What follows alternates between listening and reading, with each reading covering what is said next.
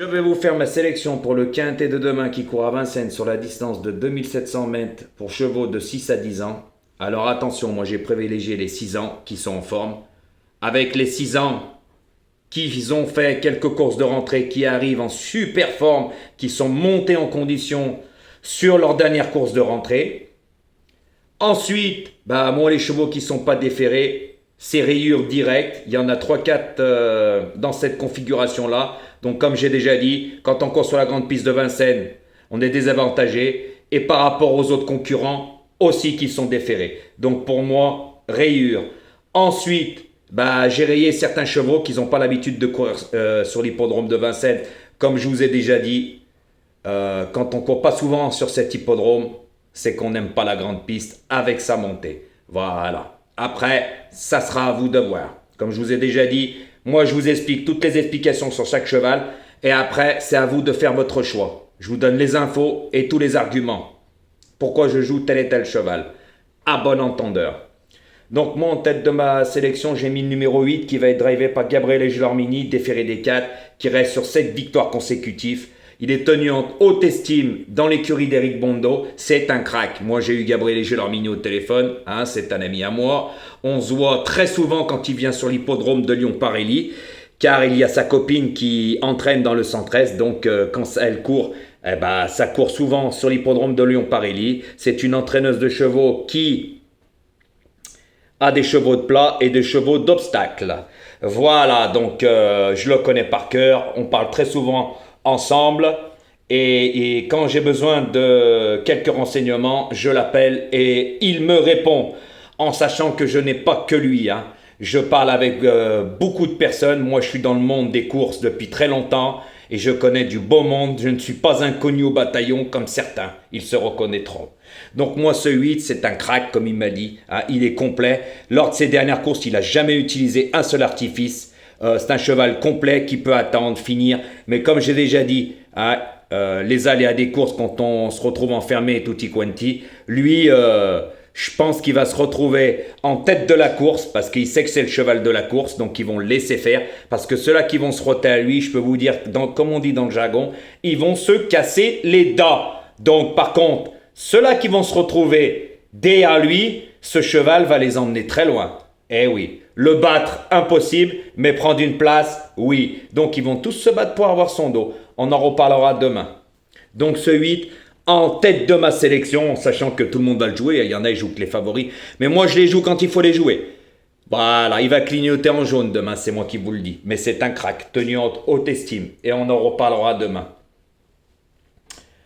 En deuxième position, j'ai mis le numéro 11 qui va être drivé par Benjamin Rochard, déféré des 4. Alors c'est un terrible finisseur. Alors lui, je l'ai mis en deuxième position, mais j'aurais pu le mettre troisième, quatrième. Je vais vous expliquer pourquoi. Ils sont plusieurs à pouvoir prendre une place en deuxième, troisième, quatrième et cinquième position derrière ce numéro 8, parce que pour moi c'est le cheval de la course. Et ce 8, c'est une très bonne base. Donc ce numéro 11, pourquoi? Parce qu'il fait toutes ses courses, jamais fautif. Il s'élance très bien, mais il lui faut le bon parcours pour placer sa bonne pointe de vitesse au bon moment. Donc il reste sur une deuxième place en sachant que c'était sur l'hippodrome de Vincennes, où justement ce jour-là il rendait 25 mètres. Là il va partir au même poteau que les autres. Battre le 8, pour moi, c'est impossible. Pour moi, je l'ai mis en deuxième position. Après, ça sera à vous de voir. Comme je vous ai expliqué, il peut rentrer deuxième, troisième, quatrième ou cinquième. C'est le parcours qui va faire la différence. En sachant que c'est un cheval, lui aussi, qui n'est jamais fautif. Donc ça aussi, c'est à prendre en considération. Et il aime bien la grande piste de Vincennes. En troisième position, j'ai mis le numéro 10 qui va être drivé par Paul-Philippe Floquin, déféré des 4. Alors ne tenez pas compte de ça dans la course. Voilà, il était drivé par François Lagadec, qui ne le connaissait pas. Par contre, Paul-Philippe Floquin le connaît par cœur parce qu'il a gagné avec. Auparavant, c'est lui qui drivait tout le temps le cheval. Donc, lors de sa dernière course, il est parti au galop, donc fautif. Mais François Lagadec l'a remis après tous les mauvais coups qu'il a eu. Il lui a pas donné comme on dit dans le jargon, il lui a pas tiré les oreilles. Donc, pour moi, c'était pour préparer cet engagement. Car quand on regarde, pas sa dernière course, mais auparavant, il restait que sur des bonnes performances et lui adore la grande piste de Vincennes. Donc pour moi, c'était une course préparatoire pour celle-là. Donc il se retrouve très bien engagé dans ce lot-là. Pour moi, c'est un placé potentiel. Hein. Battre le 8, je n'y crois pas du tout. Après, ça sera à vous de voir. Moi, je vous explique, comme je vous ai dit au départ dans ma vidéo. Hein, et c'est vous qui faites votre choix. Donc, pour moi, ce cheval, lors de sa dernière course, est parti au galop parce que François Lagadoc ne le connaît pas. Par contre, Paul-Philippe Ploquin le connaît. Donc pour moi, c'est un très bon placé potentiel. Comme je vous ai dit, je l'ai mis troisième, mais il peut terminer deuxième, troisième, quatrième ou cinquième. Après, ça sera à vous de voir. C'est le parcours qui va faire la différence. En quatrième position, j'ai mis le numéro 3 qui va être drivé par Alexandre Brévard. Hein. Déféré des 4. Alors il reste sur une belle deuxième place. Justement, derrière le numéro 8. Mais il n'a pas pu s'amuser avec le 8 ou l'approcher. Hein. Le 8 a gagné très facilement, très très facilement. Donc prendre sa revanche sur le numéro 8, pour moi, impossible. Voilà, mais par contre, ça reste une très bonne chance dans cette course, hein, car il aime bien la grande piste de Vincennes. Et il est en super forme, malgré qu'il va courir un peu rapproché. Mais les Abrévards savent où ils mettent les pieds. En ce moment, ils marchent sur l'eau. Donc pour moi, c'est un placé potentiel. Je l'ai mis en quatrième position. Mais j'aurais pu le mettre deuxième, troisième, quatrième ou cinquième. Moi, je l'ai mis quatrième. Après, ça sera à vous de voir. En cinquième position, j'ai mis le numéro 5. Le deuxième de l'Armada d'Éric Bondeau. Voilà, déféré des 4, confié à Eric Raffin. Alors lui, après 3 courses de rentrée, hein, bah là, il reste sur une victoire. Donc, il est monté en condition. Donc, il est en super forme. Voilà. Attention, c'est un cheval, des fois, qui peut faire des fautes. Donc, attention à lui. En sachant que début de l'année 2024 et 2023, il avait couru dans de très bons lots. Il a déjà gagné sur la grande piste de Vincennes, que ce soit sur les 2100 mètres parcours de vitesse ou sur les 2700 mètres de la grande piste. Donc ce parcours ne va pas le déranger. Donc avec un bon parcours, pour moi, il peut prendre une très belle place. Lui aussi, je l'ai mis cinquième, mais il aurait pu être deuxième, troisième, quatrième ou cinquième. Ils sont plusieurs dans ce cas-là à pouvoir prétendre à une place de deuxième, troisième, quatrième et cinquième dans ce lot-là. Car pour moi, le 8, je le redis, est déclassé et au-dessus de la mêlée. Ensuite, le numéro 13, drivé par Pierre-Yves Verva, qui sera plaqué des antérieurs et déféré des postérieurs. Alors lui, après aussi une longue période d'absence, il vient de faire 2 courses de rentrée, où sa première course de rentrée, 7e, la deuxième, 6e, c'est Pierre-Yves Verva qui le drivait lors de sa dernière course. C'était sur les 2100 mètres. Il a pris une 6e place. Pour moi, c'est pas son parcours de prédilection. Pour moi, je le préfère sur les parcours de longue haleine. Lui aussi, il est monté en condition. Donc là, bah, il va pouvoir arriver. Et pour moi, il est arrivé en pleine forme. Il va arriver. C'est sa première course visée du meeting de Vincennes, en sachant que lui a déjà très bien couru aussi sur l'hippodrome de Vincennes. Et même plusieurs fois, donc la grande piste ne va pas le déranger. Donc c'est pour ça que je l'ai mis en 6e position, car pour moi il est barré par 2-3 autres chevaux que j'ai mis en tête dans ma sélection. Mais pour moi, avec un bon parcours, en sachant qu'il fait toutes ses courses, ce n'est pas non plus un cheval fautif. Il a une terrible pointe de vitesse finale. Pierre-Yves Verva l'a pris en main lors de sa dernière course. Là, avec un bon parcours, il peut créer une belle surprise. Et pour moi, je le vois plus 3, 4e, 5e. Pour moi, il est barré par 2-3 chevaux que j'ai mis en tête de ma sélection. Après, ça sera à vous de voir. En 7e position, j'ai mis le 3e de l'Armada Bando. Le numéro 6 qui va être drivé par Johan Le Bourgeois, déféré des 4. Alors lui, par contre, il va faire une grosse rentrée.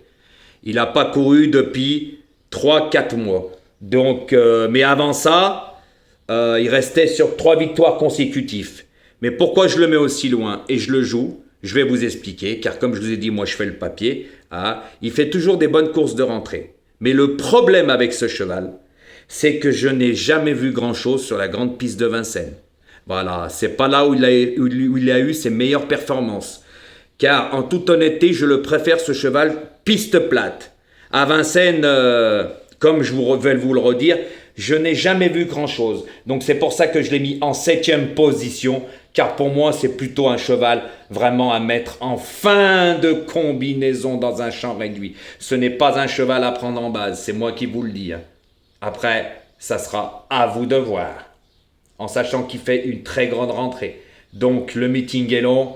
L'Armada Bondo, Il y aura d'autres engagements plus intéressants. Par contre, s'il peut prendre une place, ils vont pas se gêner, surtout avec Johan Le Bourgeois à la drive. Donc faites attention à ça. Et mon 8e et dernier cheval, ce sera ce numéro 7, drivé par Damien Beaune, déféré des 4. Alors pour moi, c'est un cheval lui aussi qui fait toutes ses courses, ce n'est pas un gagnant. Pour moi, il n'a plus de marge dans ce lot-là. Hein. Pour moi, c'est un placé potentiel et encore si les autres ne font pas leur course en fin de combinaison. Hein. Donc après, ça sera à vous de voir. Donc je vous répète ma sélection. Le 8, le 11, le 10, le 3, le 5, le 13, le 6 et le 7. Donc écoutez bien ma vidéo et les explications. Et après, faites votre choix. Chacun est libre de jouer comme il veut. Voilà. Ensuite, pour moi, le 8, comme je vous ai déjà dit, c'est le cheval de classe de l'eau. Il est déclassé dans ce lot-là. Et ils vont pas se roter à lui, comme j'ai dit dans le jargon, sinon ils vont se casser les dents et les carottes vont être cuites. Par contre, les places vont être belles à prendre. Donc attention à ce que je vous ai dit. Hein. Ils sont plusieurs à prétendre à la 2e, 3e, 4e place. Voilà.